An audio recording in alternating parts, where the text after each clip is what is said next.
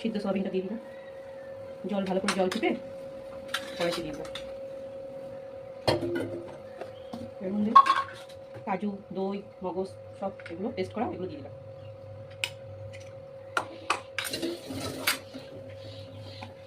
এরপর জিরার গুঁড়ো,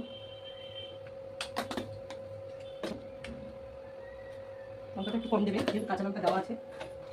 গরম মশলা গুঁড়ো আর ধনিয়ার গুঁড়ো, পরিমাণ মতো লবণ আর সরষের তেল।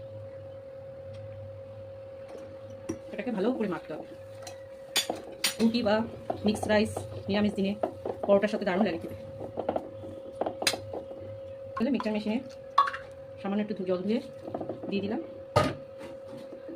তেলটা একটু বেশি পরিমাণে দিলে খেতে ভালো হয়, যেহেতু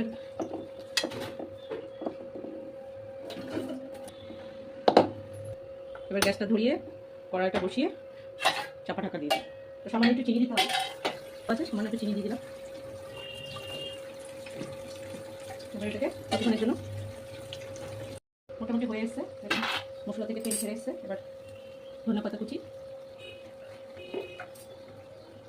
একটু সামান্য ঘি দিয়ে দিলাম। নিরামিষ তো ঘি দিলে একটু টেস্টটা বাড়ে। গরম গরম পরিবেশন করি। ভাত বা পরোটা, মিক্স ফ্রাইড রাইস সব সঙ্গে খুব ভালো লাগে। আমার রান্না যদি আপনাদের সিম্পল রান্না যদি পছন্দ হয়, সাবস্ক্রাইব করে আমাকে আমার পাশে থাকে।